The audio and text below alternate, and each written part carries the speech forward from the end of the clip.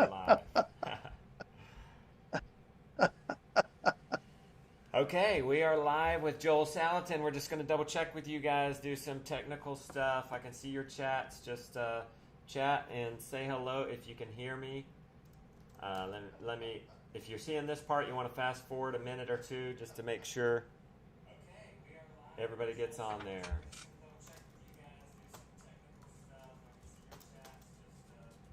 Okay, they can see us. Nobody said they can hear us yet, so we're going to make sure they can hear us.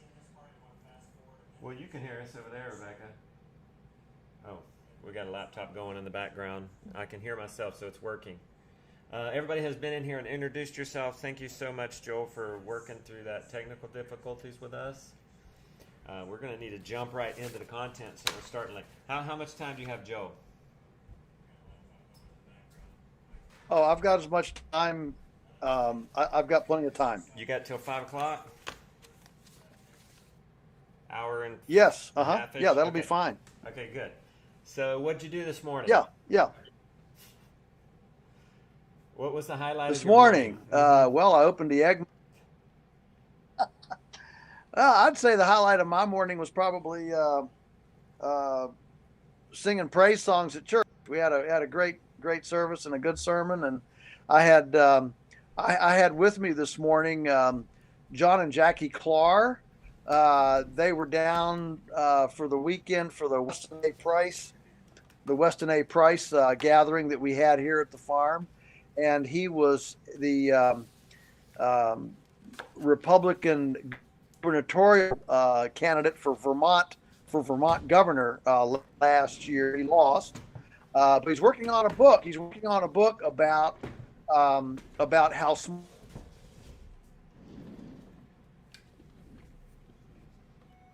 Just froze.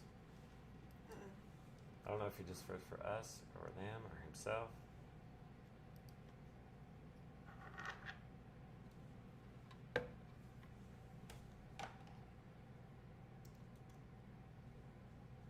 Did everything freeze? No, because we're not frozen.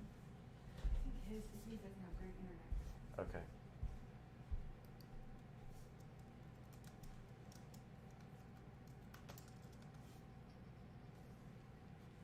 Yeah, okay. All right. I imagine you guys can you can probably still hear me, but it looks like Joel has frozen.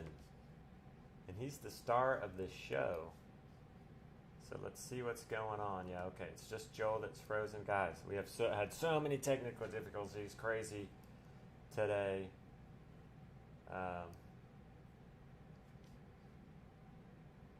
He's going to probably try his link. Hey, Joel. Looks like you're unfrozen. Yes.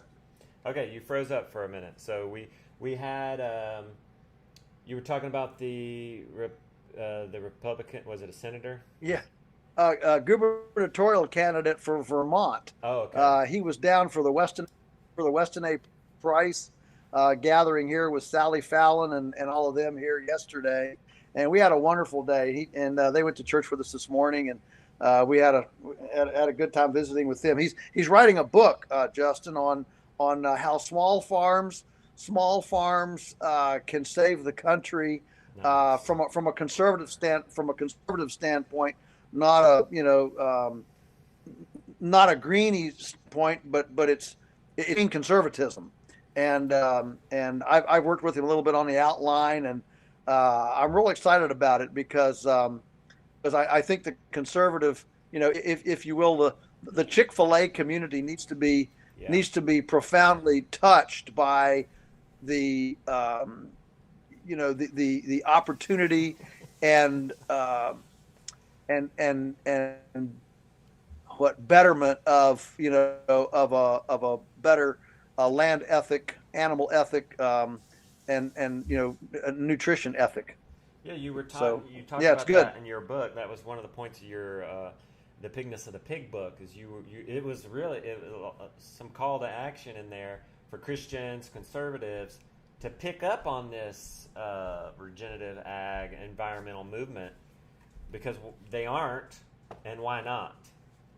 So, what is y'all's guess as why they aren't? Yeah. And how's Yeah. he how are he and you approaching that to make change? Yeah. So of course, he ran for office. He's an attorney, so he's a bit of a policy wonk, and has some policy ideas. I don't know.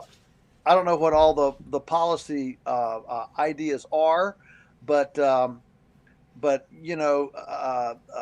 certainly not aiding and abetting the enemy is a good place to start. And so so changing some of the subsidy programs, um, and just for conservatives to recognize um, the validity of investing in your landscape and your nutrition rather than just investing in Wall Street drug companies. Yeah. Um, that's a pretty major shift kind of for the conservative community. Um, when you think about investments. Yeah.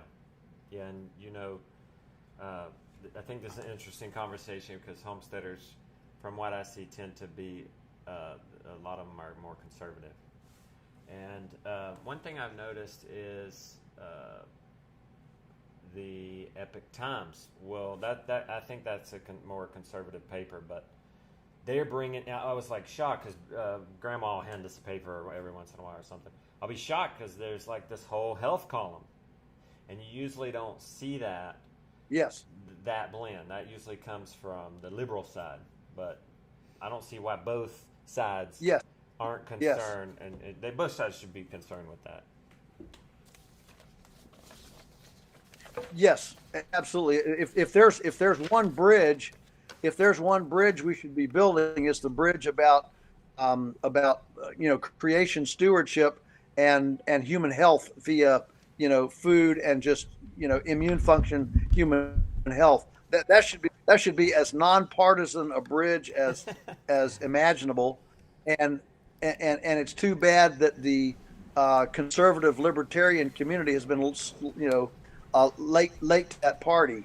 Right. So yes, Epic Times is probably the first major conservative news outfit in the country that has embraced the embraced the I'll just say the medical quackery, the alternative medical theme. That's the first one to embrace it. Yeah, I know. So I was pretty encouraged by that. So all right, Yes. thanks. We'll kind of jump all over the place. We got some questions from our members who have submitted. We'll try to get to all those, or not all of them, but we won't. I mean, there was like 50, so I'm trying to pin them down to like the most common. I'm looking for themes here, and it's a lot of people have already read the entire book. How many do you know offhand how many words are in your book? Polyface Micro. Yeah, I think it's 100,000. It's about 110,000. Nice. And so folks have already, we've been shipping last week, and folks have already gotten it and read it. Love it. So there's some questions related to that. There's some, this crowd ends up being homesteaders, but they also end up being the homesteader that kind of wants to go pro. So there'll kind of be a mix between homesteading and, I'm wanting to dabble into market farming questions. So let's address. So a lot of people are working. They have jobs that are off farm, and this guy or gal, they didn't sign their name. I don't know what can be done to ready a property when you're working at it from a distance, or to go another way. What should I be lining up supplies to do when I get there? So it seems like this person has their homestead or farm elsewhere, and maybe they're going to move there one day. What should they be doing now? Oh wow, what a great question. The problem with writing a book is that you can never get it all in there. Yeah, And that's why so, you keep writing books every year. so I'm writing down these questions, like stuff that you didn't get in. But I do, Justin. I do in the book, if you'll recall, I speak pretty specifically about priorities, prioritizing your roadmap of homestead development. And from a distance, here's what you can do from a distance. Number one is you've got to have access, so you can determine where your hub is going to be, and I talk about that in the book a fair amount. Your hub, that's your home, your shop, the garden, that curtilage, if you will, is the legal term. Um, and and in the future, perhaps even your on-farm store or that sort of thing. So determine where your hub is, and then look at your access. And from a distance, if you've got to do some excavation, you can certainly put some, go down to Lowe's and get some marking flags, and you can flag those spots. You can call misutility, make sure there's no buried power lines or anything where you're gonna do some excavation, and you can certainly get in your access where your all-weather road is going to be. That's number one. Number two is you're going to have to start developing some sort of water situation, whether whether you dig a well, whether you dig a pond, and that of course can be dovetailed while the guy's there, running the dozer to put in your access road. You can also put in a couple of ponds for water, or like I describe in the book, to drive across the dams to make the road building easier. So that's another element that you can do. And then probably the third thing would be fencing, especially boundary fencing. I don't know how many people I know that get onto a place and they get animals before they get boundary fencing, and then they've got 911 calling them. The deputies are out there chasing cows around, or sheep or goats or whatever. And so start on the weekends, on your time off. Go out there, put in some fence posts, get some fence, get that boundary secured, get the boundary secured, so that when you do finally get out there, you can sleep well at night. So those are all things that don't require daily chores, don't require daily maintenance, and will be preparatory to getting you ready for what you're going to do. Yeah. Last 2 years, I've hired you to come out and do a workshop, but we've included consults. And this year you came, and the big takeaway, we had some little things to adjust, but the big takeaway was, well, you need to get access to your entire property. I mean, I'm on 75 acres, and not even 10 of it is pasture, and a lot of that's steep. But did we lose Joel? I'll keep sharing this story while we're waiting on Joel. Maybe he's coming back. Oh, there he's back. Okay, so Joel, you might have cut out for a minute. I don't know if you heard that, but we were driving around. So you about access. Yeah, even in this situation where it's steep forest, still you were sharing with me, you want to get access and ponds. That's what you told me. And it's funny, you're telling, that's one of the obvious. It's one of the first priorities. Here I am. I've been doing this 15 years. I can't even access my entire property yet. That's right. And so, so you've got you've got trees up there. You've got lumber. Yeah. You could cut boards. There's all sorts of things you can do. But and in fact, you've got a nice flat area up there on the ridge. Yeah. That's inaccessible. I don't know what you could do up there, but I mean, before you can even if you could string a water line or something, you still have to be able to get to it, And so, in the permaculture kind of lexicon, access is really way up there at the top. Yeah, and that's why I'm, we're reiterating this a bit here, because I missed it. I'm afraid other people would miss it, and that's a beautiful opportunity if somebody's off farm. Totally, if you've got an hour one day, you can go putz around on putting the boundary fence up, or marking for this access road. We cleared enough so that I could get the side-by-side up to the top of the mountain and look to see if that is a usable flat area. And, for somebody like me in this audience who is going from homesteading to professional farming, like we're looking into getting into some pigs. Well, an acre up there, an acre over there, an acre down here. Well, in polyface design, I could run 10 pigs through each of that acreage, through 10, 12 paddocks. And so, finding another acre could be a big deal. It's huge, Justin. I like to call this nook and cranny farming. Nook and cranny farming. And when you start adding up, even around a fairly small place, and you start adding up the nooks and crannies, as you said, an acre here, acre there, and suddenly, it's some significant stuff. But if you can't get to it, it really doesn't exist. Yeah, I think there's some. I'm super excited about just being able to. We're going to wait till winter, and then we're going to have a. It's been a long time since we had a survey. We want to make sure we don't encroach on anyone, because up there where that acre is kind of, it's on the boundary line. So, wait until winter, and get these roads in. It'll just be so exciting just to be able to drive, or walk, and just enjoy the property. Yes. And yeah, Rebecca, exactly right. Rebecca and I are talking in our situation for us to expand. Well, it's the $4 million, 350 acre property over there, or it's the $2.5 million property over there. That's not really for sale. In many situations, I imagine people, if they just increase productivity, that's going to make a big difference. When I went, that's the cheapest way to get land. Increase the production from the land you already have.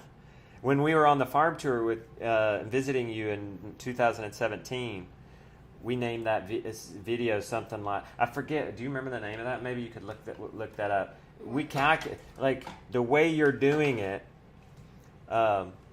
is you're increasing the productivity of the land by moving animals and multi-species, so the cows and then the chickens.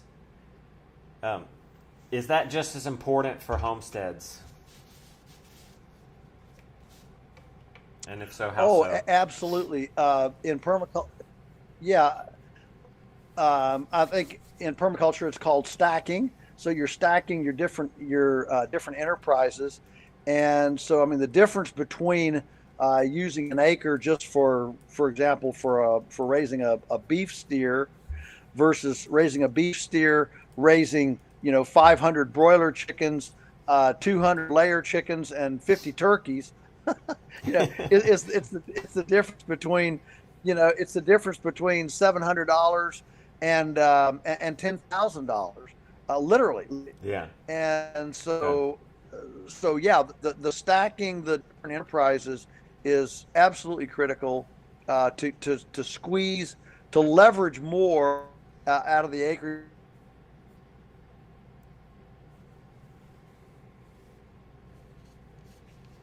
Okay, guys, we'll give him a second to come back on.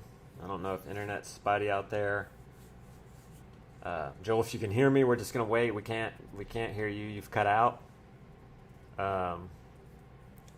We're gonna take this in a fun direction when he comes back, and since we're talking about productivity, we're gonna talk about investment. He has an interesting take on investment, and Dan Rizza, member, are you in here, Daniel? I haven't seen him in the chat. Have you seen? And I want you guys to know, Rebecca's not scrolling Instagram over here on the computer. She's actually manning the chat. So if you see a chat answer from me, it's not me, it's her. Yeah. So he's cut out. So I don't know. He'll probably come back. This has happened once before. I don't think it's us. So. And if you see a question, maybe while we're waiting on him, was there a question? Oh, hey, Joel. You back? I can see you. It doesn't look like... Okay, you're back. I don't know where we left off. Yeah. Do you remember where you cut off? I don't know. I don't know why keeps. Oh no. Okay. No, he's still there. Oh man. I got you. I hear you. Yeah, yeah. I don't. I don't know why it's so fragile. Well, no, I don't remember because unless you and Becca do jump. And we backtrack. Okay. So we'll talk about. Oh, we were talking about productivity on the homestead, it being important. You were talking about the financial differences it can make being efficient. He's awake. I gotta go get him. Is that ringing a bell?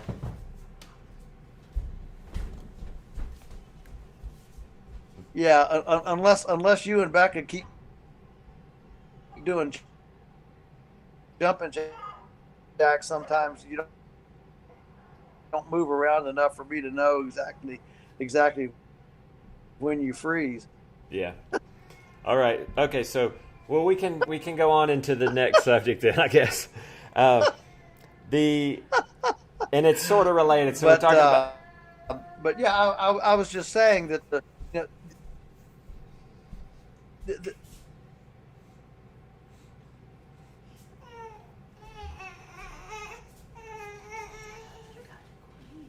No, I can't hear him back. Okay. I wonder if should we cut his guys. Bear with us while we try to bring Joel back. I can see him moving. I'm thinking that it's just the internet is why you can't hear him. Okay. Do I have something going on? It could be my internet. No, it's not our internet. Let's slow down. It's not our internet. yeah. Oh, there you are. What I was suggesting was that the difference between running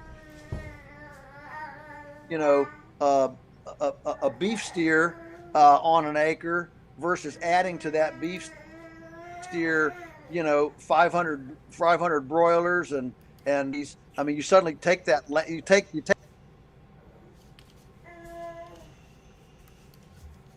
Oh man. I heard you say, "Oh man," but I'm gonna slow some of my stuff down. I don't think it's us. I think it's him. Okay. See if you have any windows or anything like that hear me? open. Yeah, I can hear you now. See if you are you shut out of everything on your computer. Someone says if you have him only do audio and no video. We might try just doing audio with you as well. We might need to just go there. I think we can cut the video. We could cut his video. Okay. Let's try cutting your video, Joe. Now, Joe, can you hear me? If he can hear me, I cannot hear him, so I don't know how much that helped back. I'm going to put his video back on. And then let's get out of anything that we're not using. He stopped at speaking about stacking. Oh, there you go.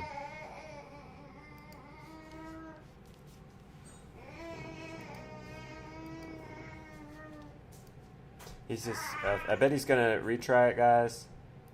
So sorry. I told him, we're going to get on this webinar at 2:50. We've been warming up with him at 2:50. And I said, Lord willing, and the creek don't rise. Well, I guess sometimes the Lord don't will and the creek rises.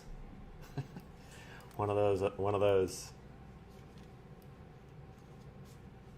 So we'll see if he has any luck restarting it. Do you think I need to keep this Chrome open, Rebecca? It's, no. Yes, because I think that's how I got on the internet. Okay, you're using this. Okay. I know it's not our internet because we have. Yeah. I was uploading too, so I'll stop that.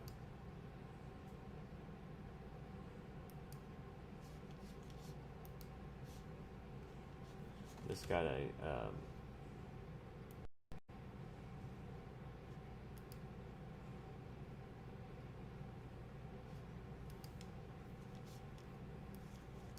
Hey there, Joe. Hey. Okay. Okay. Well, I've shut everything else out. Hopefully we'll go. Let's go into the next subject. So we're talking about being more efficient here. as I get older, retirement age according to the American culture is what, 60? At least you can pull the Social Security. And I started thinking about, well, shoot, I'm 42. That's sneaking up on me. Should I invest? I asked you once, I think a year before last, do you invest? And you said, and I said in the stock market. And you said, heck, if I get any extra money, I'm building a pond. So, and Dan Rizza wants to know what you think about Bitcoin. I imagine it's in the same category as the stock market. So maybe reiterate. Well, if you have a different thought about Bitcoin, share it. But otherwise, share what you mean by building ponds and not investing in Wall Street.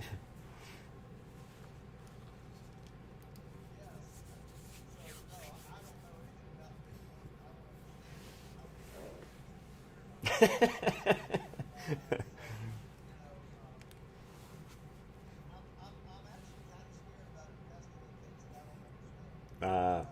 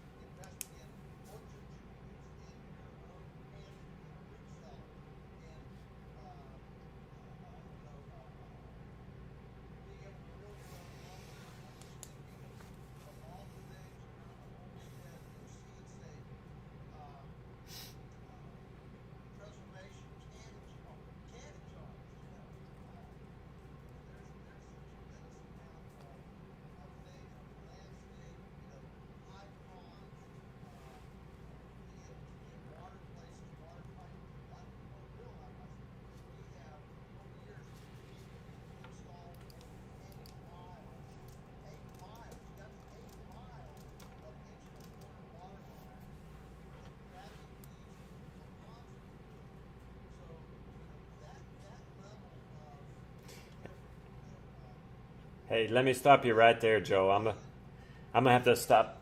I'm gonna have to stop you right there because they cannot hear you, and it's a shame they're not hearing what you're saying right now. So, Becky, I told him, Joe. I told you in an email at 2:50. Lord willing, the creek don't rise.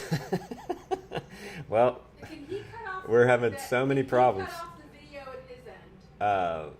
Yeah, Joel, is there a way you can? So I don't know why they can't hear you all of a sudden. What do you? Is there a way to turn off the video on your end? And maybe let's see if that works. Underneath his picture, is there a Yeah, little video turn off your camera? video. Maybe that'll take some of the bandwidth away, and we won't need that, and it can focus on the audio. Okay, now folks, tell us if I can still see you, but maybe it's not online. Okay. So then, is he still very faint, guys? Joel, just say your ABCs again.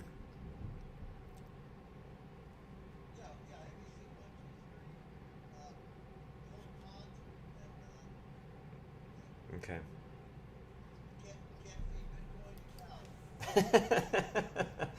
Yeah, he just said he can't feed Bitcoin to cows.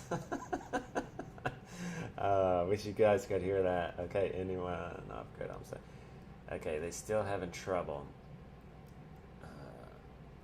All right, I guess try it again, Joel. Getting off of it. That seems to be our best bet.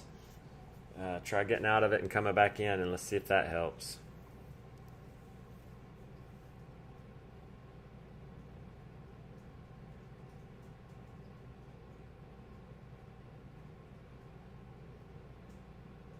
Okay, guys, we're gonna try this. I'm so sorry. I guess I can't be sorry. I don't have any control over this.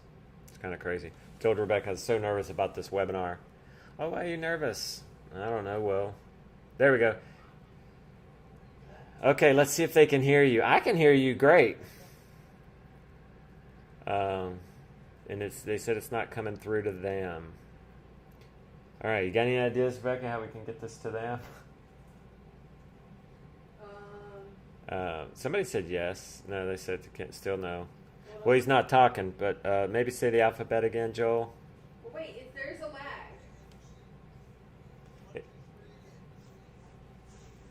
All right.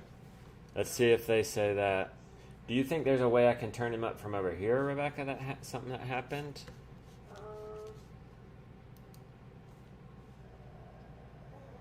Because he did close out and come back in, and it's with that happen that it's not working.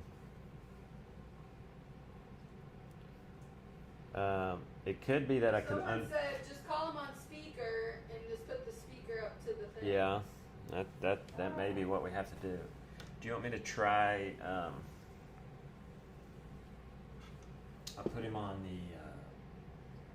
I don't think they'll be able to hear him if I take my headphones out. Oh, the reason that they can hear him faintly is because he's coming through your headphones. Oh. Okay. Okay. Hold on 1 second. Do you want to try it now, Joel? ABC.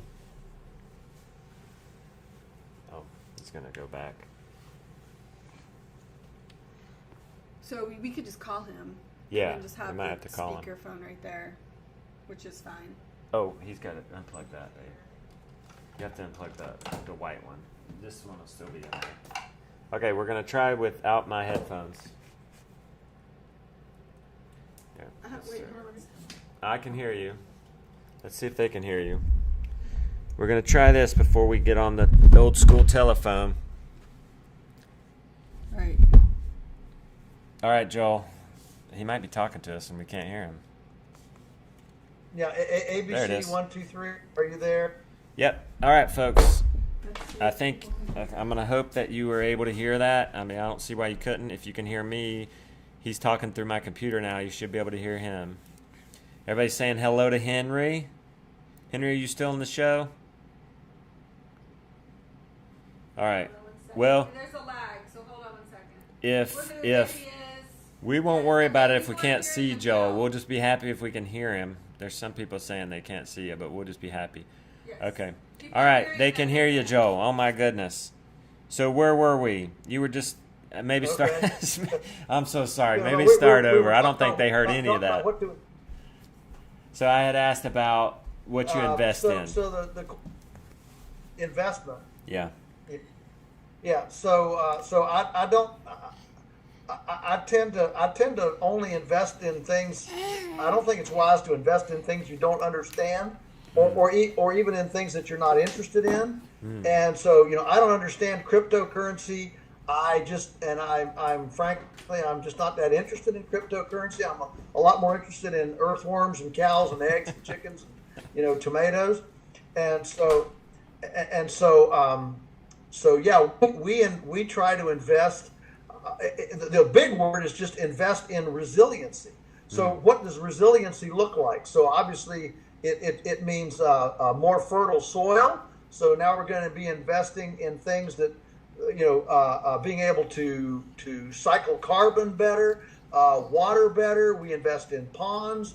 A lot of people don't realize probably the single biggest unseen investment when people come and visit the farm here is that we have a couple million gallons of water stored in ponds with like 250 feet of head pressure on it, with 8 miles. You got the 8 miles of buried 1.25-inch water line that creates a gravity-fed grid network of pressurized gravity-fed water over the entire farm. That didn't go in a year. It went in incrementally over a long time. You get a couple $1,000. You put in some more water line. You get a couple $1,000. You build another pond, and over the period of time now, we have this incredible storage capacity and grid of water around the farm. So that's what I call resiliency. Anything that can encourage you to do more yourself, a chainsaw, a sawmill, your own energy, a wood stove, wood-fired boiler, a root cellar, seed savings, canning jars. I mean, a dehydrator, especially a solar dehydrator. and a fly-proof place to keep it, a nice, clean, environmentally controlled room. I mean, these are all elements. Hay storage. A place that you can store hay and don't have to tarp it. Tarps, hay always rots down, and so a nice shed to keep hay under indefinitely. Hay will keep for 30 or 40 years if it's well made and you keep it dry.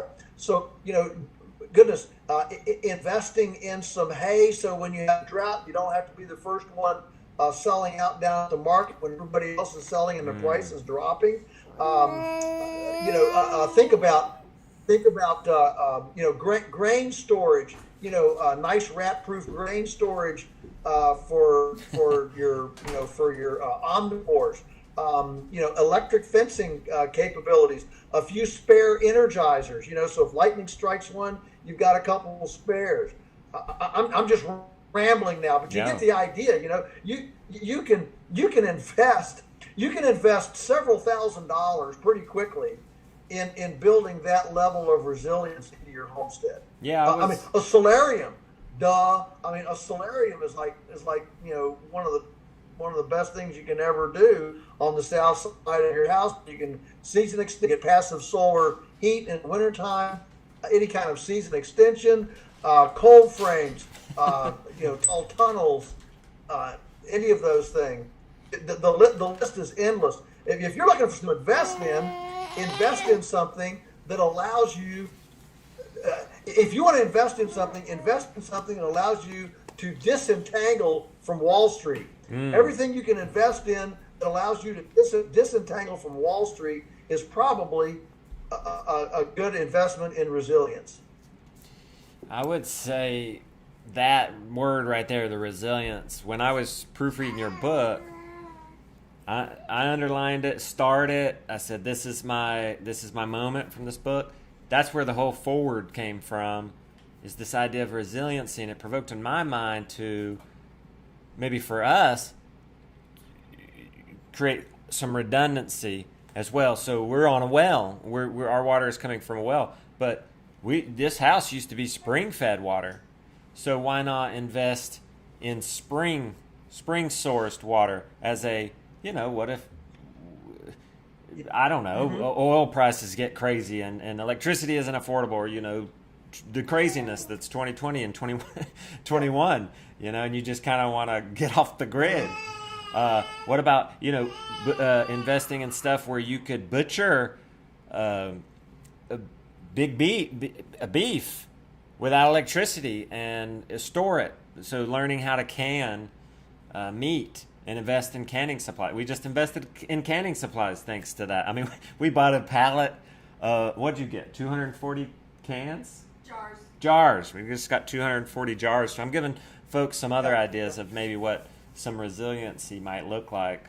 I don't know if it's getting solar panels or saying, what can I invest in to not need electricity? So kind of maybe going down there. You mentioned root cellar. When my dad grew up here, he can remember getting running water and electricity in the house.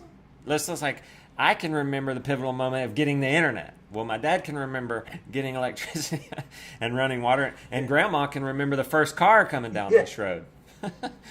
But my point is, they did just fine. They would go down to the creek and bathe once a week before they would walk to church on Sunday, so they'd bathe on Saturday.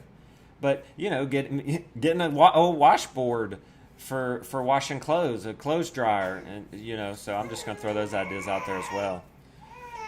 So what do you do then when you're 95 years old and you can't go out and do the egg mobile anymore, but you still need inputs into your life, but you're not giving as much as you're taking anymore, and now you don't have this investment? So what are you counting on for surviving or thriving at 95? Yeah.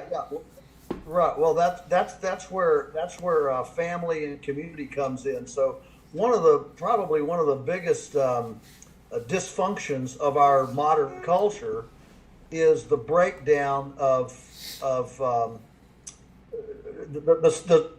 the social fabric, the proximate social fabric, um, whether it's family or neighborhood, and building community. And so we have.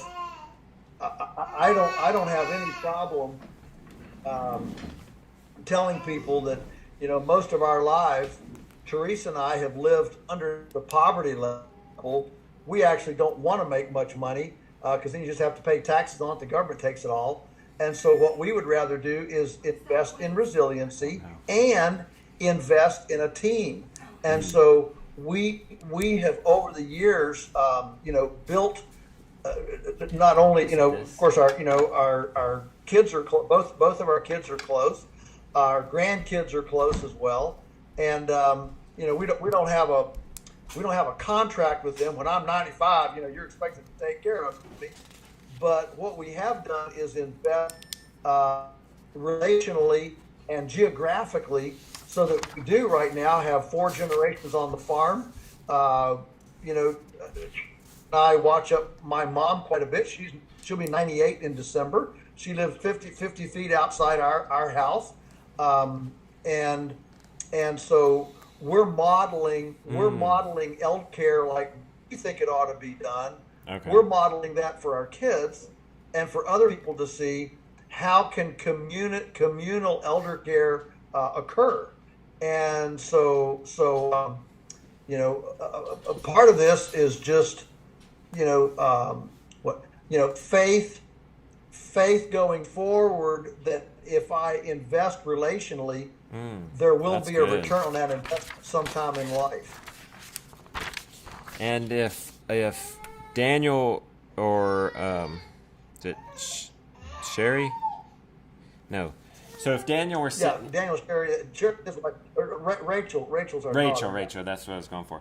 So if they were here, did you ever have a conversation with them saying, you modeled it? Do you know how they feel about it now that they're 40s and you're in your 60s, and right? You already transitioned from, you're going out and speaking and doing this stuff, and now Daniel's doing a lot of he's the farm manager. So right. have you had this conversation, or what would they say if I asked them about it? Are they cool with it? I think in general, I think they would. I think they understand that that we view elder care primarily as a family responsibility. It can certainly be a burden, but the other thing is to try to maintain your mental, emotional, and physical health and your spiritual health, so that you don't get old and cranky and unhappy to live around. We want to be an encourager and an inspiration to young people, and so that means we don't want to get out of the way. We get out of the way physically, but we need to make room for them to blossom. For them to blossom in their own right, with enough wiggle room and capacity in their lives that they can do some things for us. I'm already not as Daniel, so there are times when I say, look, I can't move that thing right now. I need you to help me. Here's the problem, Justin. In America, our basic goal is to get the kids into an elite school so they'll get credentialed high enough to get a high-paying job, so that there's enough money to put us in elder care. And we have segregated these historically proximate social responsibilities rather than integrating these proximate social responsibilities. Yeah, it seems like we're just raising them to go off. It's like that's the system, is that they end up going other places. So I appreciate your stance in that, and open people's minds to that. I had a mentor first to tell me about this concept, and I asked what his investment program was, and he said, "Well, it's my children." I said, "How do they feel about it?" He said, "Well, Yeah. I talked to him one day, and I sat down, I talked to him, and asked him. He's got 5 children. How do you feel?" And they're all like, "Yeah, of course. We're just going to take care of you." I think it's naturally in them. I think it's like entrepreneurship. Sometimes the system just pulls that out of everybody when it is already naturally there. And I guess if you look at the rest of the world, it's kind of like children. There you go. You're back. It's like children naturally are curious and want to learn, and so if they suddenly don't want to learn and they're not curious, probably something stifled that curiosity. Yeah. Rather than something inside themselves, some magic switch that suddenly switched them, that switched the curiosity button off. Yeah. I love that you and I just want to reiterate for the folks listening, in case there was a glitch or something, but the point here is that you invest relationally. And so I think that's it too. You're putting in, if you get any extra money, you're building ponds, you're putting in trees, you're investing in the land, and that's then who's that go to? Well, that's, I imagine, going to your children, so then they have these resources to easily take care of you. It's not like you haven't put in your own. You haven't put in an effort, and you're modeling it with your mother, so you haven't. It's not like you're asking them to do something you wouldn't do. I will tell you this, Justin. This might be a little bit shocking, that when the children were up into early teen years and weren't quite sure what they were going to do, I made it very clear to them that we would support them and encourage them no matter what they wanted to do. Mm-hmm. But if neither of them wanted to run this farm, I was going to actively seek a young person to give it to, because the land transcended the economic value to our family. But what we were doing here, our legacy transcended simply economic value that could be cashed in the future. And so that put a little kick in how Teresa and I viewed the land and the legacy here. It was not about just enabling them to be today.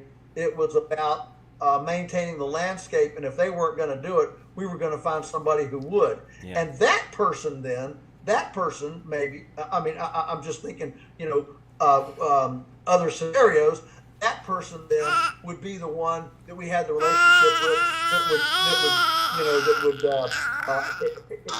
invite us over for a meal, when we're 95. Yeah. Okay. That makes sense. Thank you for sharing that. Don't let him eat you. Okay. Chew the other end, buddy. How's that? Henry's chewing the wrong end of the pen. All right. Well, speaking of resiliency or redundancy, one of the folks asked, well, what's your backup plan if there's a power outage on the farm or homestead? And I guess we could take this further. Do you have a backup plan for, getting off the grid? Things get crazy and you just kind of want to unplug.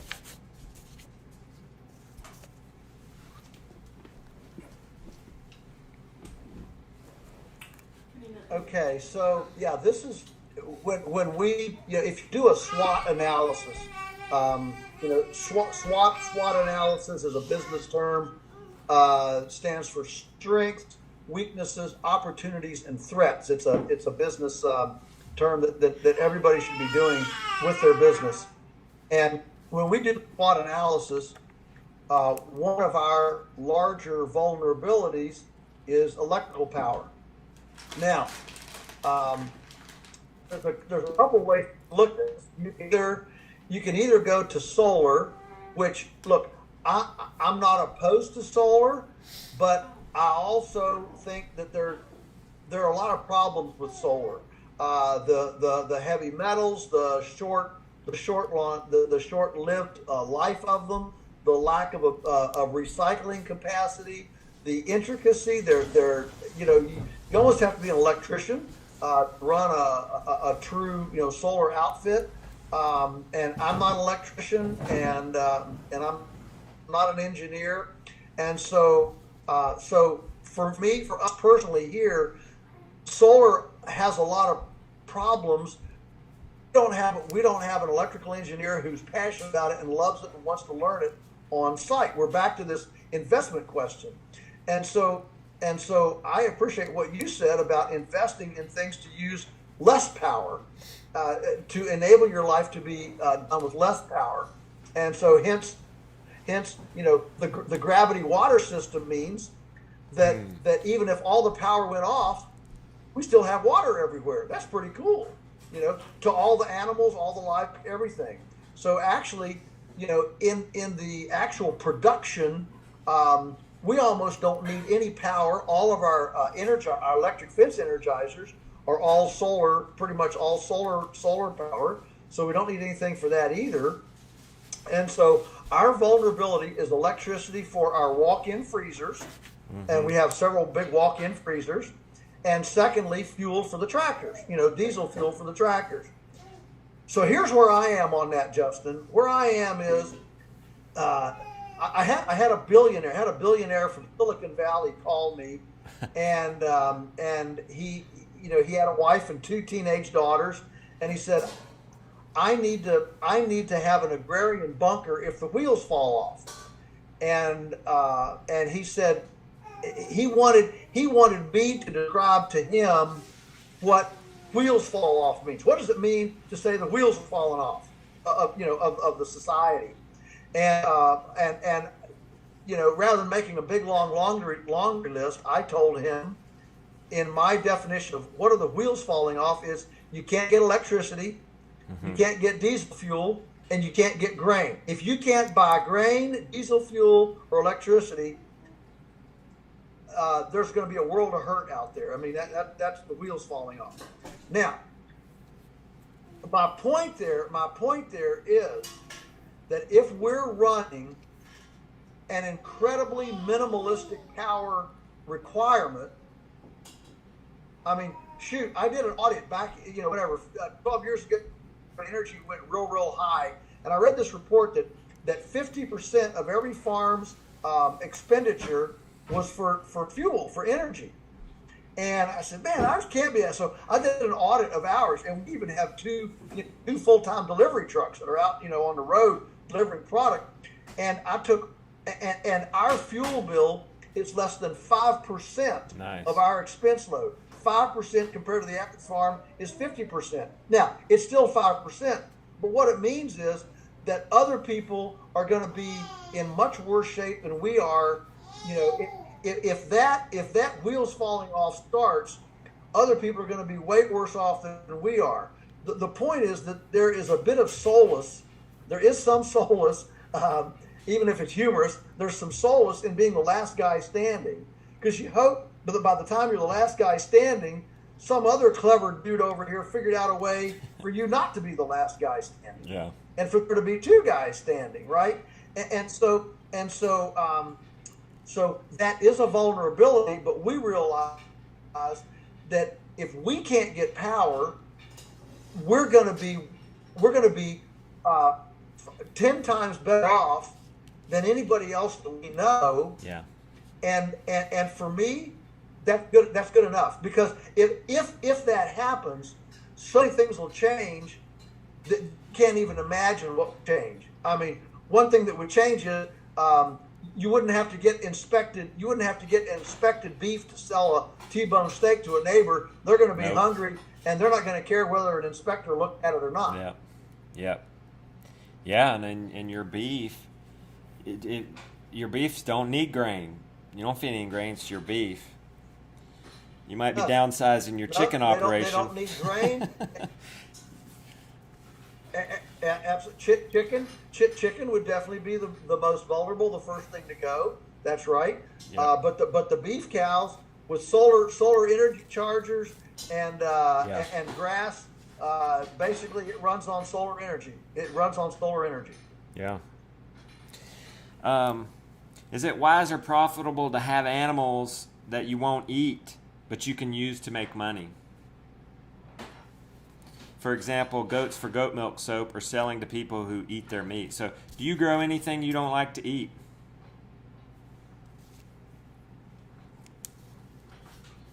Yeah, we ducks for duck eggs. Okay. Yeah, we haven't been able to successfully process ducks. They're just too hard to pluck, and we actually don't like duck meat very well. And of course these khaki Campbell ducks for egg layers, they don't have much meat on them anyway. They're kind of like a leghorn chicken, you know. It's just egg factory, and so yeah, we use the ducks for eggs. That's our grandson's project, and we just when they're done with their 2 years of production, we just compost them. We just compost them. We don't even try to salvage them.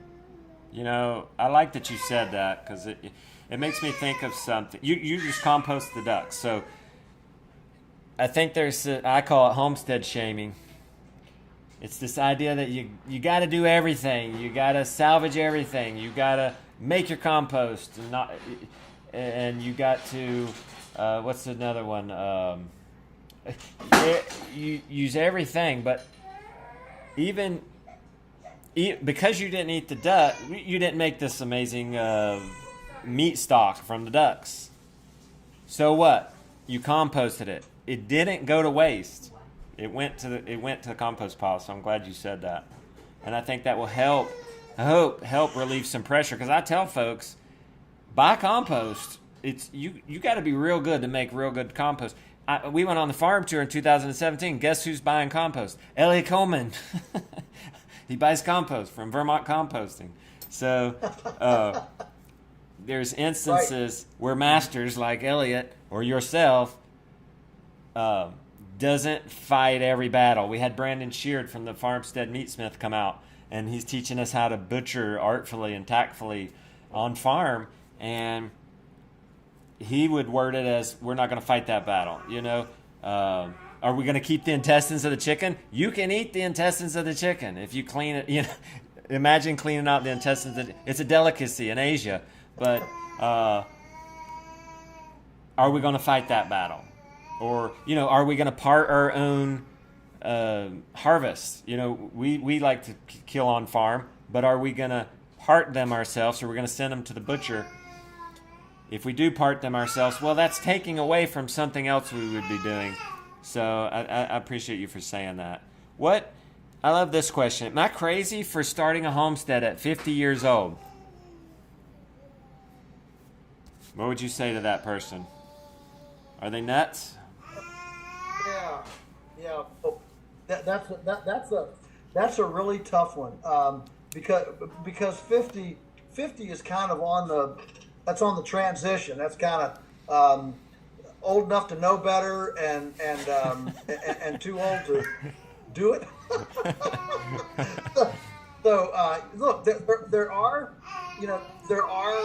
periods of life. There are cycles of life,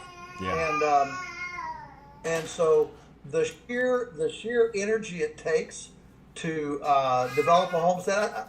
I think my first answer would be no. Go ahead at 50 if you want to do a homestead. If somebody comes to me and they want to buy a 200-acre farm and start at 60, I encourage them. This is a little bit of a gray area. 50 and a homestead. If you're not planning on making a living on it, and you just look, you're never too old. It's never too late to start a garden. Start, canning some food, milking a cow. Those basic feed yourself kind of things. It's never too late to start to plant an apple tree. That sort of thing. It's never too late to do that. And so one of the beauties of homesteading is that I would say the age factor is not nearly as important to start a kind of a self-reliant, a self-reliant, self-centered, and I mean that positive, not negative, self-centered homestead, as opposed to a bona fide market operation. I think that's another pressure homesteaders get under. They feel this pressure to do everything themselves, but they also feel this like idea that homesteading is this off the grid, doing everything, providing 100% of your needs.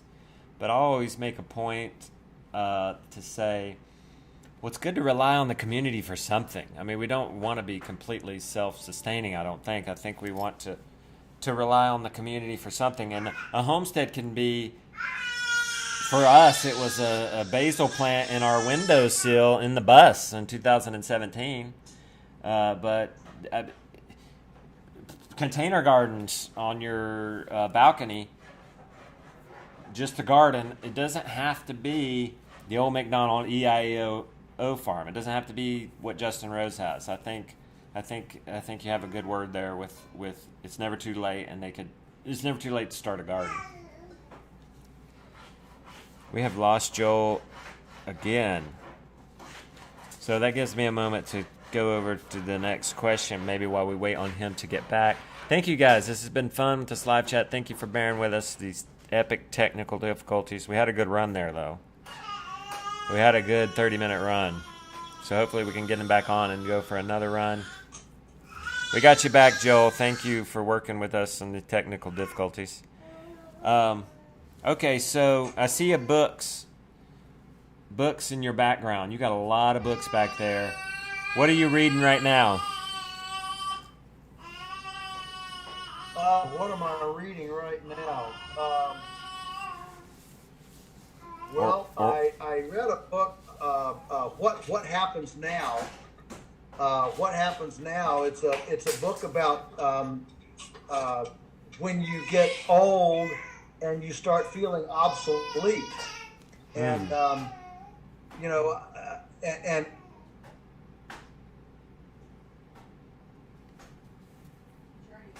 yeah, I think I already lost him again. Dang. Yeah, James Steele. I'll just read some comments while we're waiting. James says, I agree, you don't need tons of space to consider yourself a homesteader. Jennifer says, I think she's talking to somebody else. Scott Burton, Two Quacks, says, I think I'm 44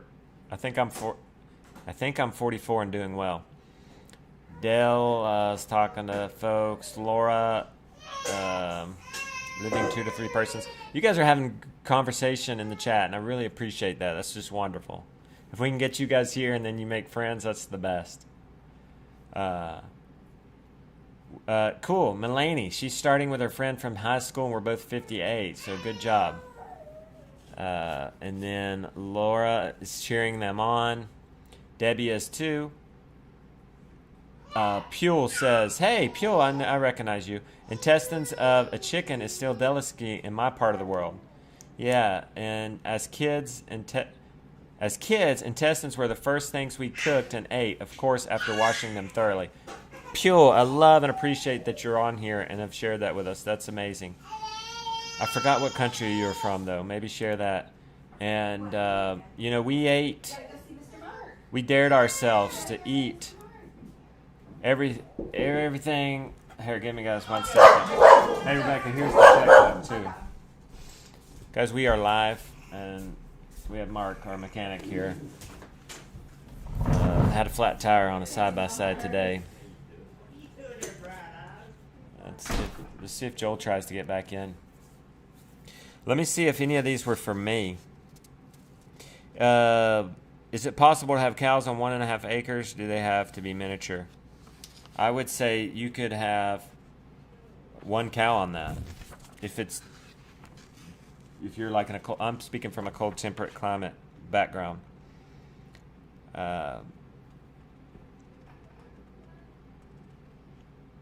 Okay.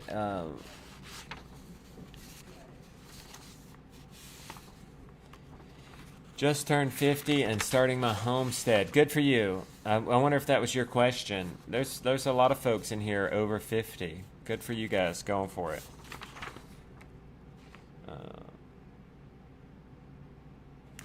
Dang, we have some really good questions for him. I hope he can get back on here.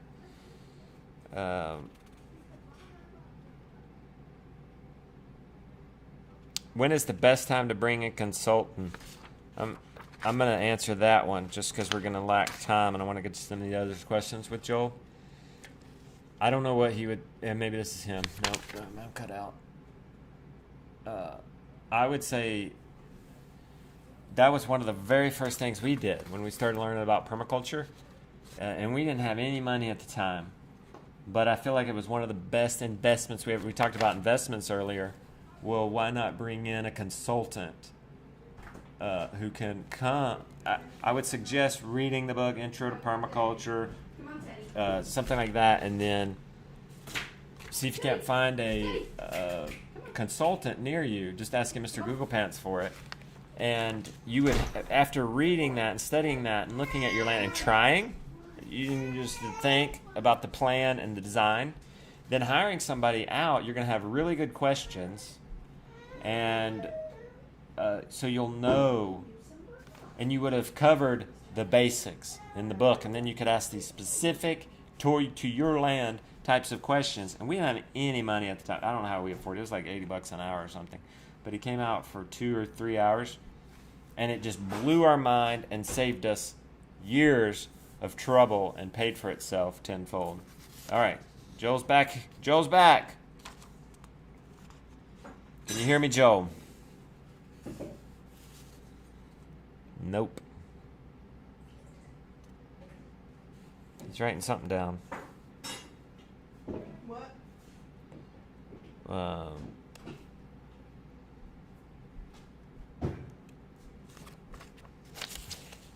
Yeah, he's frozen again. Shoot. Okay. Oh, there's nothing we can do. Do you have any advice for someone sure this? Bear with us, guys, while he tries to get back on here.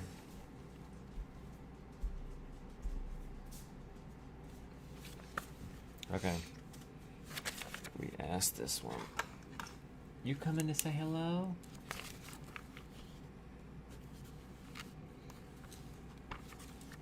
Oh. You don't want it? He wants that pen again. He can have it, but just not this other end. All right, here's Joel. There we go. There we go, Joel. We're back. Why don't we speak to... A lot of people are asking, how much animals can I have on a certain amount of acres? Can you speak to how much room one milk cow needs? 2 pigs? A dozen chickens? He's frozen up again, Rebecca. Somebody said, does Joel need to invest in his internet? Touche. What does Joel need to do with his Invest in his internet. I don't know. Sometimes you get restrained with internet, and you only have so many choices out in rural. That's part of the problem. A lot of internets have monopolies. Anyway, maybe he'll try again. Hey, Joel. Wow. Man, we're pushing through this, aren't we? Oh boy, I'll tell you what, this is really tough. I know, right? Okay. Well, while we have you, did you hear my question about, a lot of people are asking about spacing. Can you speak to how much spacing you need for, say, 1 family cow, 2 pigs, a dozen chickens? Maybe speak to each of those species and the amount of space they need. You mean in a housing situation or a pasture situation? Yeah, I would say let's assume they're going to want to put them out in the pasture. Okay. Well, the omnivores are not quite as complicated as the cow, because the omnivores are going to be you're going to be supplementing them with something, whether it's gleanings or purchased feed stocks or something. But they're not going to be coming off the pasture. So in general, your meat chickens need, about a foot and a half, per day, a new foot and a half every day. Laying hens need more like 3 feet per bird per day. That's in other words, that's a new 3 foot every day. If you're going to move them only every 3 days, they ought to have at least 9 or 10 square feet per bird. If you're only going to move them every say third day, so you multiply that 3 feet per day by however many days you're going to stay. Don't ever let chickens stay in the same spot more than about 4 days. That's about the max. For pigs, you're going to want about 60 square feet per pig per day. This is east of the Mississippi. If you're west of the Mississippi, if you're in a rainfall area less than 20 inches a year, everything I'm telling you, you should probably double it. Okay.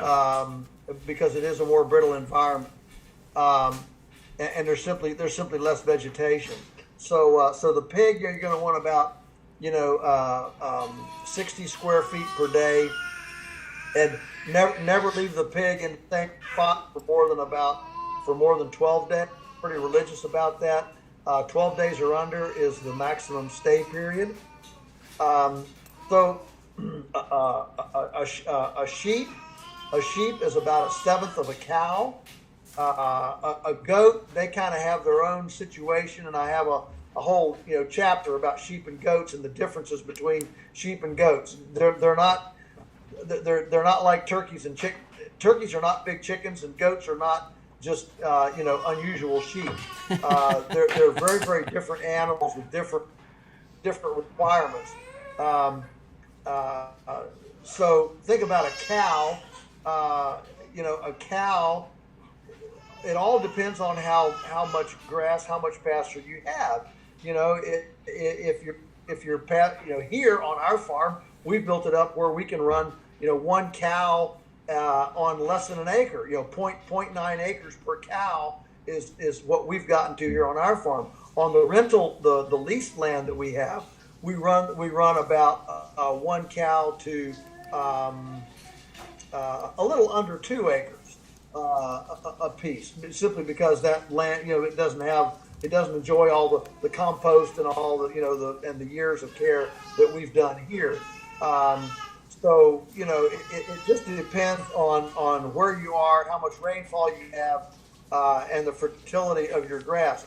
In our county, the average per cow is 4 acres per cow, but that's under continuous grazing. So even if you do a rudimentary job of good managed grazing, you should be able to run way over that kind of carrying capacity. All right.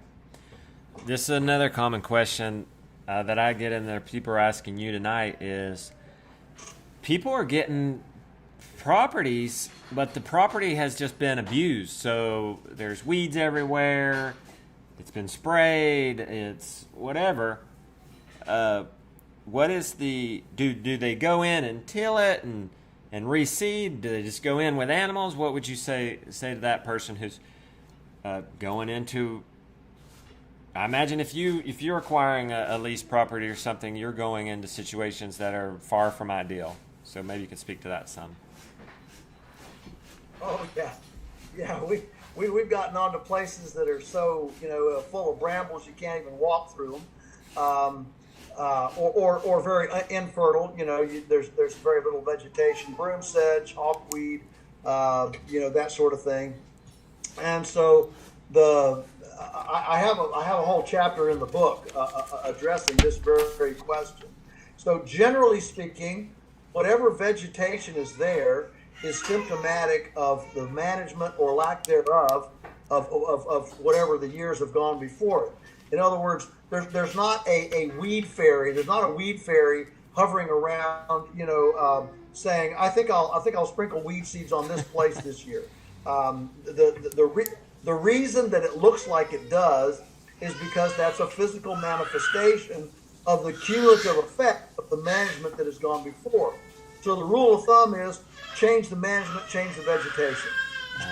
Generally speaking, there is a seed bank. There is a seed bank in the soil that will respond when you begin changing the management. That management can be, the first is, moving animals across in a very high density, short duration, systematic way. Another thing, of course, you can apply compost. You can put spray foliar, biostimulants with foliar, compost tea, manure, earthworm tea, all sorts of things, and so you can biostimulate it that way. Generally speaking, you don't have to plant seeds.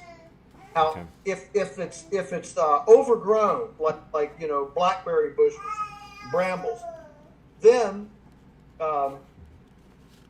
you can use impaction, strategic impaction, like the salt box, the water trough, a shade mobile. So you can use a mineral box. Your three kinds of impaction are mineral box, water trough, and shade mobile. And if you park those strategically on a brambly spot, the animals will not in a day, but they will. Well, if you have a bunch of them, they will.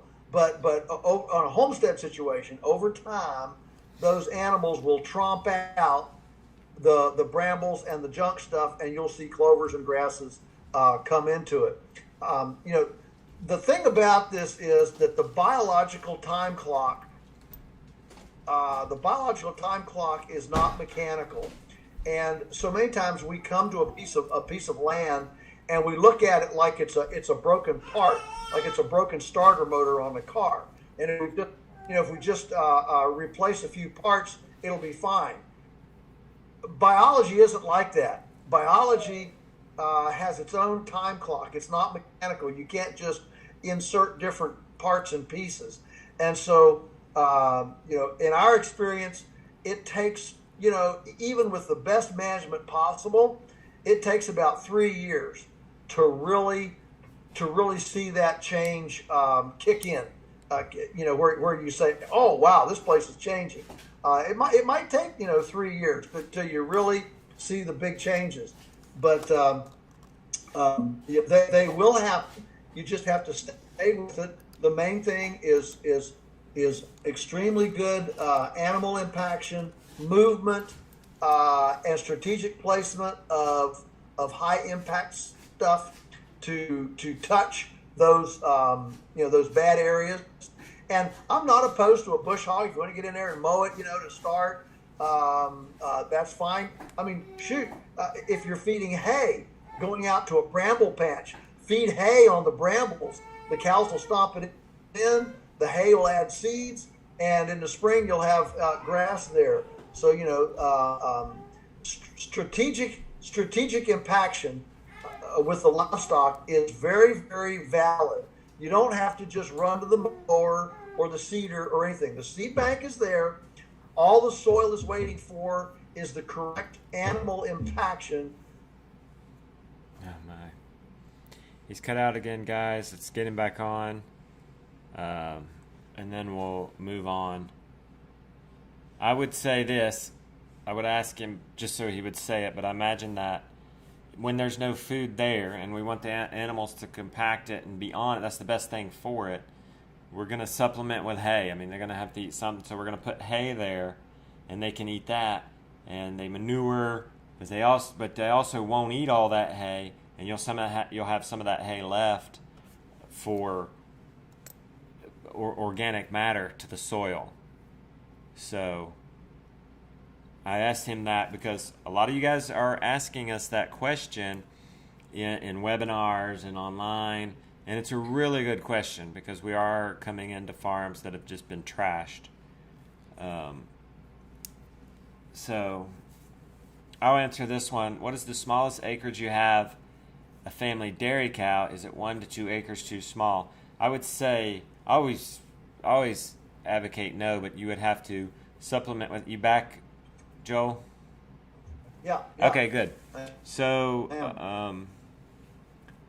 I feel like you were wrapping it up there. I feel like we got the point. Yeah, I was going to ask. I I imagine you are supplementing with hay if there's if there's no food there, or are you making it such a big paddock that they'll be able to find enough, or are you compacting that paddock so they disturb and feeding them hay? Well, in the winter, you never want to give a great big paddock. They just walk Okay. and make paths Okay. and just tromp it up. So you always give a small paddock, whether you're feeding hay or not feeding hay. Okay. And so, like if we've got a bramble patch that we have a big spot, for example, under a power line on one of the farms that we. Ricky, maybe we'll just call him and put him on the speakers. If he cuts out again, we'll do that. It was just nothing but brambles and junk. And for 2 winters now, we have wintered about 300 head of calves over there, and we're feeding hay after.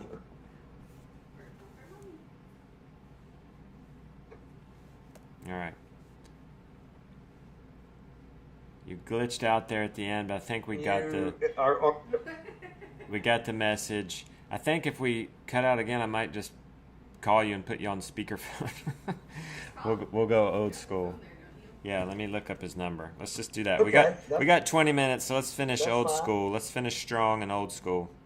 You've got a telephone line just like we do, right? No cell phone reception out there. Yes, I do. Okay. No, that's right. That's right. Welcome to rural America. Yep. Okay, I do have your number. Let's see. I can call you too. Okay. I don't mind. I'll do it. You can just redial it.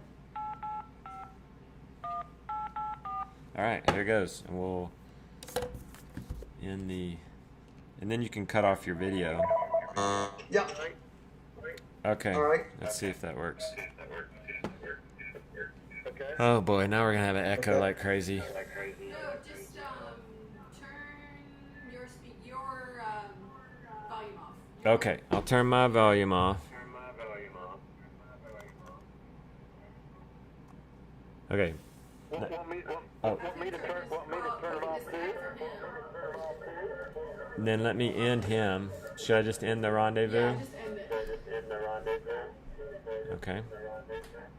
Okay. There. There you go. Okay.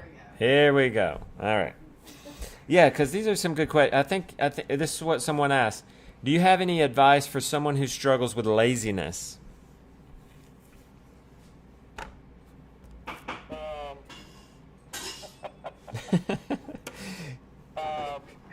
Come work at Polyface for a week.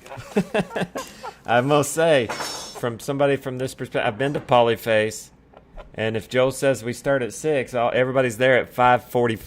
That's right. That's right. I think no, it's a fair question. I don't want to be.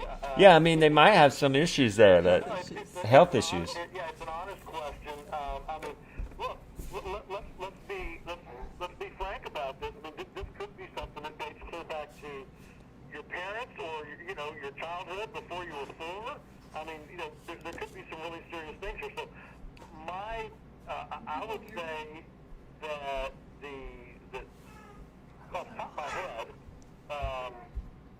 my best advice on this would be you need to get a mission statement written down. What's your legacy? What do you want written on your tombstone? What do you want? What do you want eulogized at your funeral? You figure that out. You figure out what's going to bring people to your funeral, or what are they going to put on your tombstone? What do you be remembered by? And then you write that down on your desk, on the mirror in the bathroom, stick it on the refrigerator, and then And if that doesn't light a fire under you, I don't know what will. I mean, the only thing I know about laziness is you have to have something that's firing you up. You know, that's stoking, as they say, stoking your boiler, and that's usually a mission or a ministry, something of service that's bigger than us. Yeah. And so that would be what I would encourage. I appreciate that answer. That's the same answer you gave when you were here at the barn and we had the community discussion and someone asked you, how do you prevent burnout?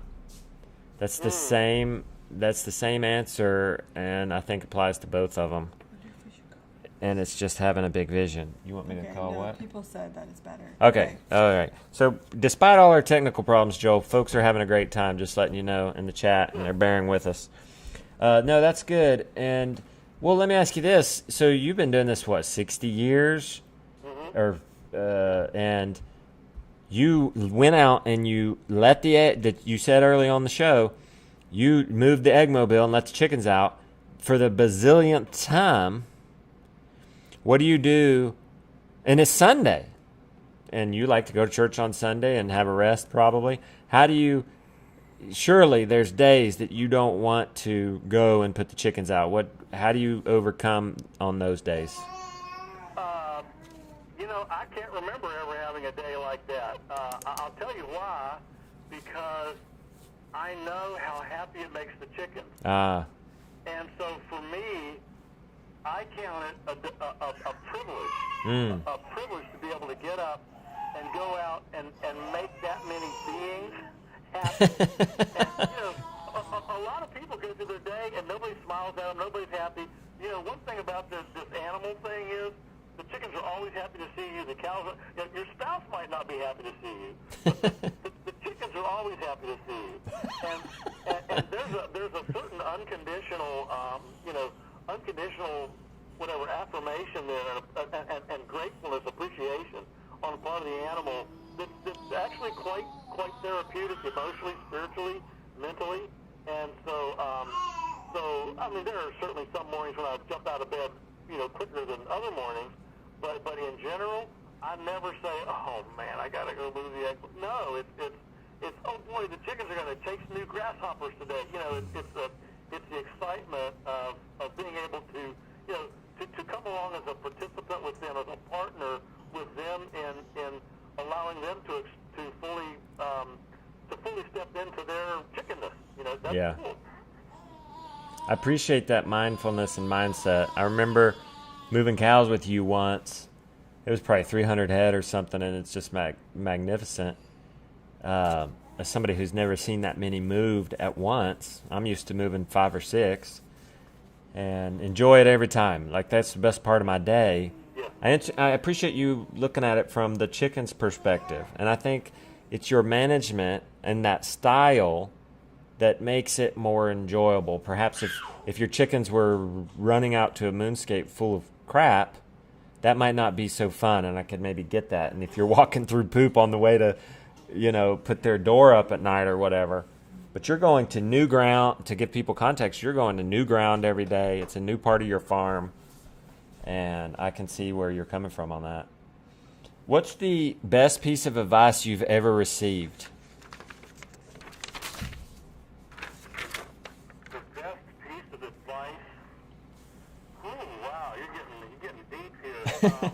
If you need a moment, we can go to another one and come back. No, best piece of advice I've ever received.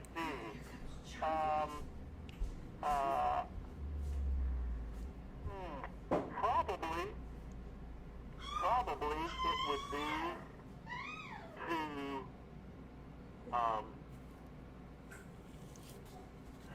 to hold. Well, just. This is not a dictatorship. Team building. Probably the best thing is to be told or to realize. Several mentors have told me that you need to understand that the only way you can get a lot of things done or leverage your skill and mastery and experience is by delegating to other people and getting out of the way and letting them take authority and responsibility so that you can continue with challenges of yourself. You talk about burnout. Yes, I do still move the Eggmobile pretty much. I'm the guy that does that because it's a little ticklish and it's got rubber tires. It can roll, and positioning's really difficult. But, but the broiler shelters, which are a little more elementary, I don't move those much anymore. Very seldom do I move those. And so where I used to move the Eggmobile, then I go move a bunch of broiler shelters. Now I move the Eggmobile, and I come in and do outlines for speeches and emails and things like that. So the only way that you can actually leverage mastery and leverage experience is by delegating and getting out of the way so that you free yourself up to new challenges and you let other people do the $15 an hour work while you do the $80 an hour work. That's the only way that you can actually leverage your life. Yeah, that's good. This bit unrelated, so we're just bouncing back and forth here, I realize, but I think this is an important question. We get it a lot. What questions should someone ask a seller when purchasing farm animals? And I don't imagine that's purchasing chickens. This is like a big animal. So what are people supposed to ask when they're buying a steer to raise over the summer, or a family cow, or a few sheep? Yeah. The main thing is you want to determine if those animals were raised, what you want are animals that are raised as close to your philosophy and protocol as you can find. And so if you don't want to feed your dairy cow grain, try to find one that doesn't get much, if any grain at all. If you want to raise pigs, go to somebody that farrows outside, for example, or it doesn't have them in just a confinement on concrete situation. Everybody has their own kind of idea as to my ideal protocol philosophy for raising this thing. So write that down. What's important to you, and then go find an animal that's as close to that as you can find. You won't find it perfection. All right. But you can get it. You can get close. Yeah, I agree. When we came back from the farm tour, we were in a hurry to get started. We just went and bought 5 sheep from just somebody, 45 minutes away or whatever, conventional. And we expected those sheep, they were deworming and all this stuff, feeding a little bit of grain. And then we expected them to come here and move them every day and not worm them. And 4 of the 5 died. And so that's then when we got on the long wait list to get some of Greg Judy's that were, not vaccinated, not fed any grain. Right.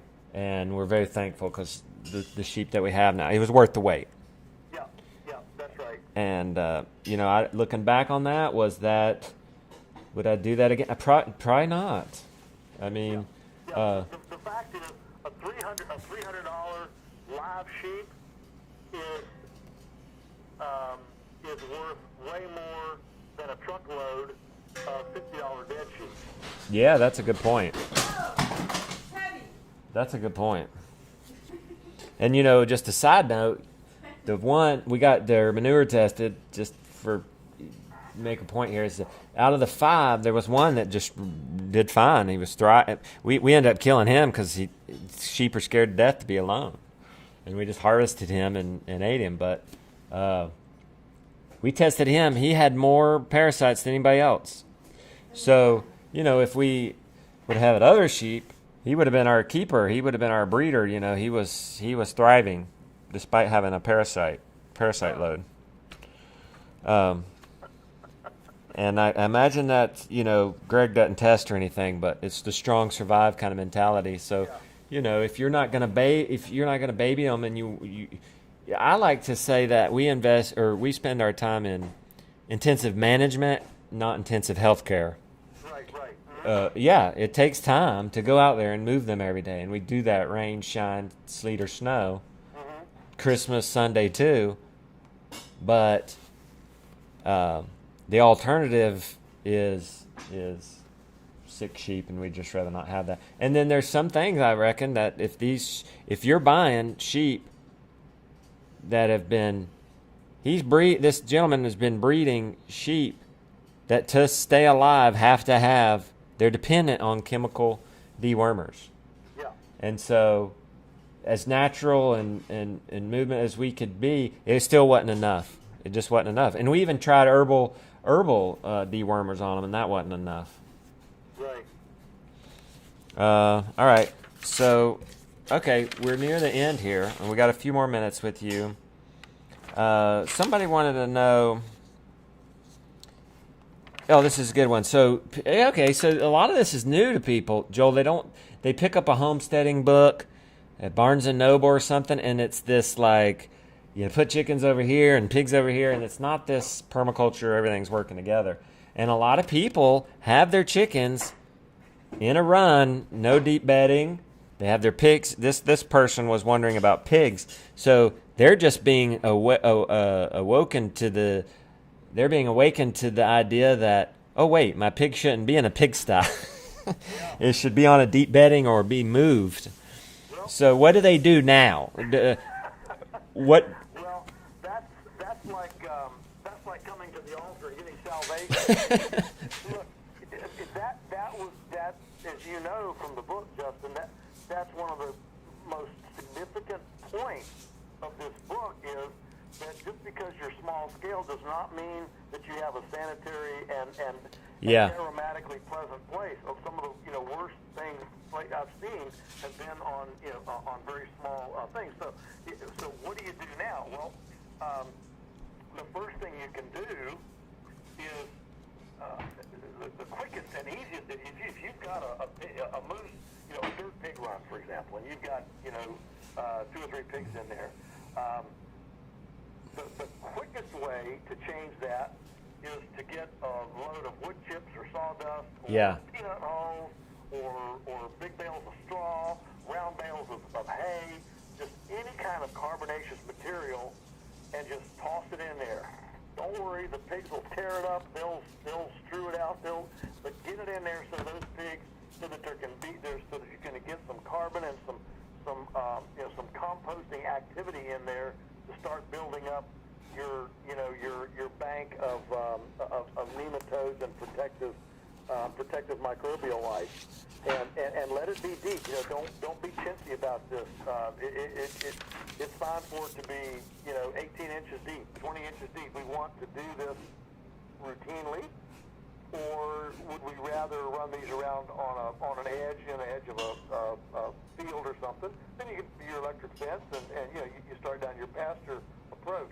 But if you're gonna have those pigs in an enclosed, non-movable pen, you do not want them on dirt. It would be a lot better to constrict them to half or a quarter the area, whatever you can cover with deep carbon. Better to restrict them to a smaller area and give them carbon bedding than it is to give them a much larger area where they're just on where they're on dirt. Yeah. Okay.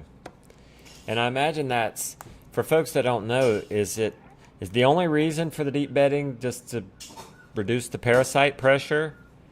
Something to absorb their urine and manure, or are there other reasons? There are other reasons. One is to give the pigs something to root in, to enjoy ripping up and just reduce boredom.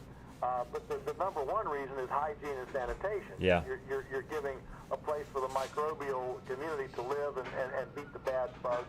And of course, the final and perhaps the largest on many is smell. It eliminates smell, flies, odors, those sorts of things, so that you can actually enjoy the pig. Oh, there's also something else, that's kind of a very positive side effect. People think, it's a pain. We're gonna have to put the bedding in there. We see it as like this extra chore. But guess what happens?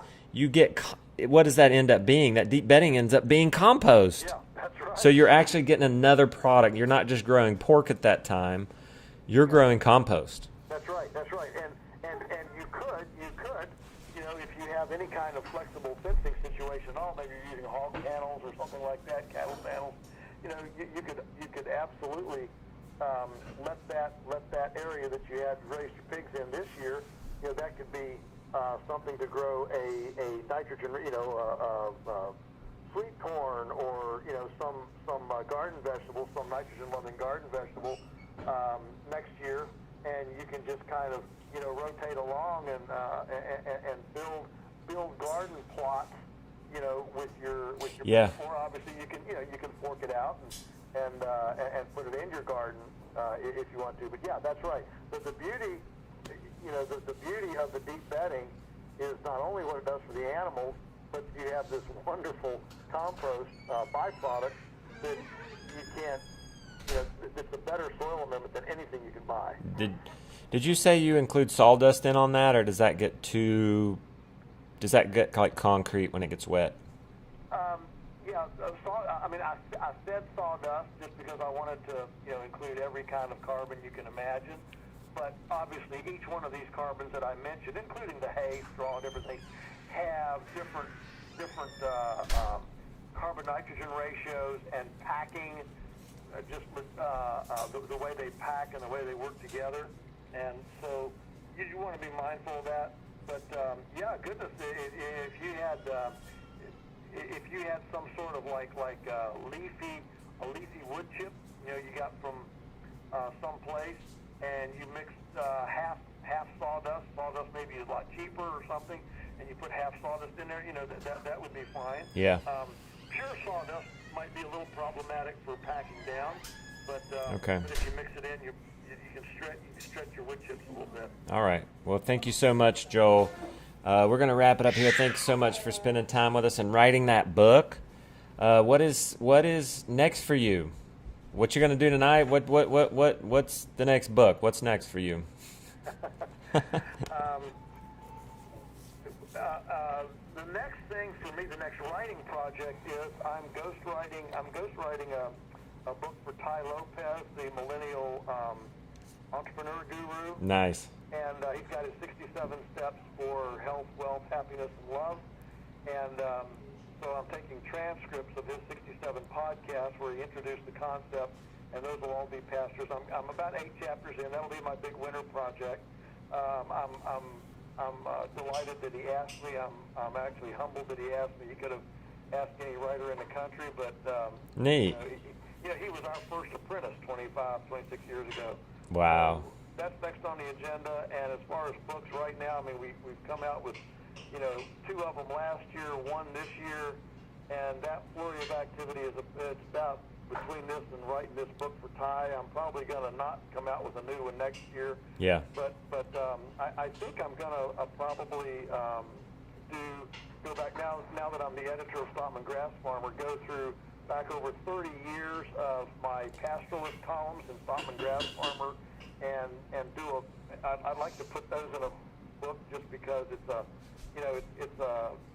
kind of a written history of what I'm learning and interested in from day one up to now, and I think that would be interesting. And also all the Pitchfork Pulpit columns that I had in Mother Earth News and Cancel Me.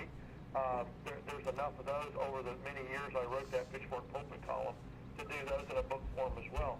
That's kind of cheating on a book because I'm not writing from scratch, but plenty of people do that. Even Wendell Berry does that mostly.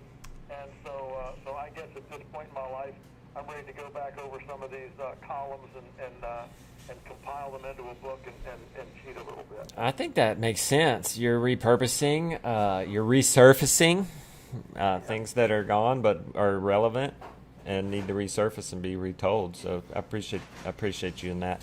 So we'll all see you probably next weekend at Homesteaders America, good Lord willing, and the creek don't rise. Yeah, looking forward to it, Justin, very much. All right, thanks, Really Joel. enjoyed the time with you. Yes, you too. All right, good night. Bye. Bye-bye. Hey guys, I'm probably still on here, aren't I? So sorry, that was crazy. With the you guys are so kind. I love you so much. If you were here, I would give you a big hug. come to Homesteaders. I'll give you a hug there. That'll be next weekend. I would love to meet you guys. We're going to have a members meetup on Friday. For all you guys are mostly probably members. Some of you are just book folks, but if you're a member, come on down on Friday, Tent B, at lunch. We're going to be hanging out there.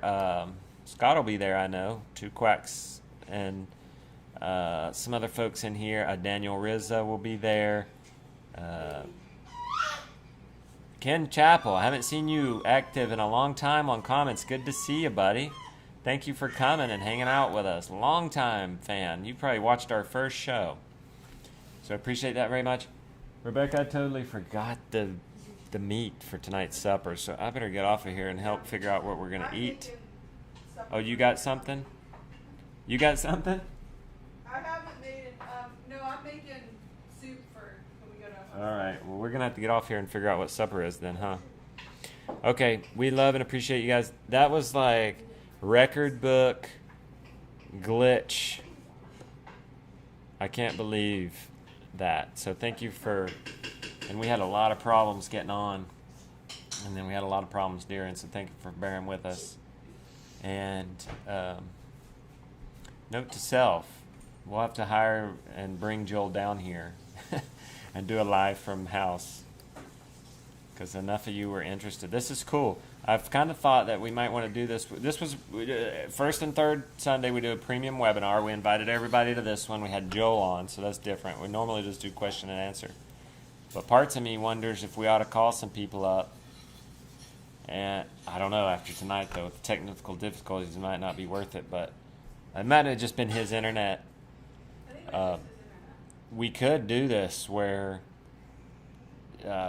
we could do a show where we brought in others. And you guys submitted some great questions. I had some of my own questions. And we teamworked and hopefully come away a little wiser. Grandma? So, all right, I'm going to get off here, help figure out what we're going to eat. Beck's been working all day getting our meals ready for Homesteader. Who's going to Homesteaders? So if you haven't, last time I checked several days ago, there's only 300 tickets left out of 5,000. So they're probably going to sell out, and I don't think they're selling at the door. So you got to go to homesteadersofamerica.com and get you some tickets. We're all family here. Thank you, Ken, for the reminder. That's true. I don't need to be so stressed out. I told Rebecca I was nervous about this. Why? And it's like, it's so high pressure, but it doesn't need to be high pressure. We're all family. Okay, we got a bunch of people coming. Chick on Stitches, Mr. or Mrs. Fom. Gray is coming. All right. So hopefully you guys... We thank you guys for hanging out with Joe. Hopefully it was worth it. We love and appreciate you. Got a lot of cool stuff coming down the line from Abundance Plus. We'll be getting a new Wilder Still episode end of October, early November. Another Rooted coming out at the end of the month. 2 more of those shows dropping every month. We're going to do a special show. We did a special story. Everybody loved Brandon Shear, the Farmstead Meatsmith, so much, and Rooted, that we did a special on him. So he'll have a 30-minute documentary dropping. So lots of good stuff coming to Abundance Plus. We love and appreciate you guys. Hope you enjoy your book, Polyface Micro. It's absolutely wonderful. Great read. Good foundation. Good foundational info. We sold out, so that should be saying something about how good it is. That was like 4,200 books. So that's so cool to see that. I wish we could see all that impact all at once. I mean, 300 people hanging out with us on a Sunday. If we could see all that impact at once, we're making a big change in the world, and we feel alone and isolated and like we have no control over the madness that's going on, but we do. We're a team, we're a family, and we're making a big difference. If 4,200 people are getting Joel's book and implementing that, plus however many he sold, that's a lot. That's going to be big. And so I want to encourage everybody in that. Stay strong. Don't worry if you don't always want to go out or you feel lazy, unmotivated. Motion follows emotion. Emotion follows motion. We all have our good and bad days. but we're all in this together. Love and appreciate you guys. Have a good night.